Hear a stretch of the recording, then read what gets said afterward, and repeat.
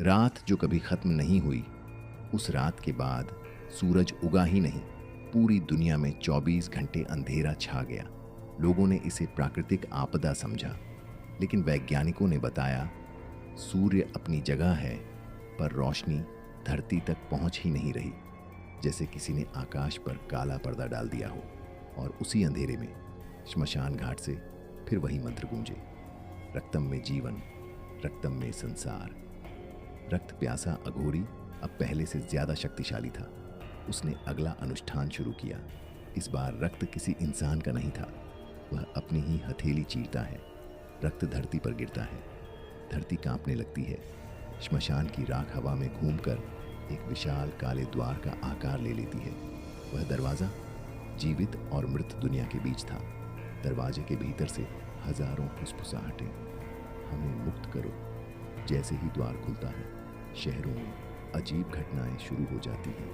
लोग अपने ही परछाई से डरने लगते हैं। आईनों में अलग चेहरा दिखने लगता है। मृत लोग सपनों में आकर बुलाने लगते हैं।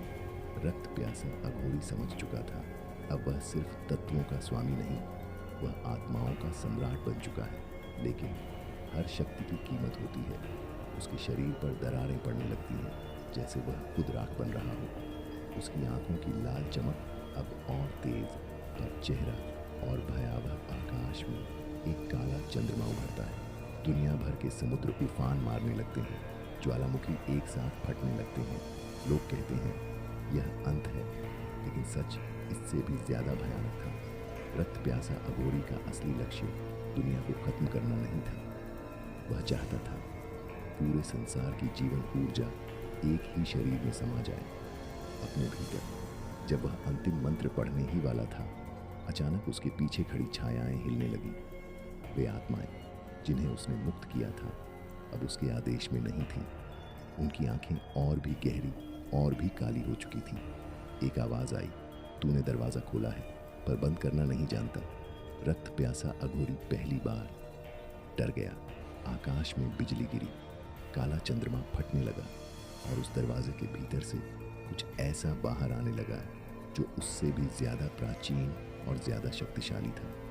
उसकी लाल चमक अब कांप रही है। वह फुसफुसाता है, यह मेरे नियंत्रण में नहीं है।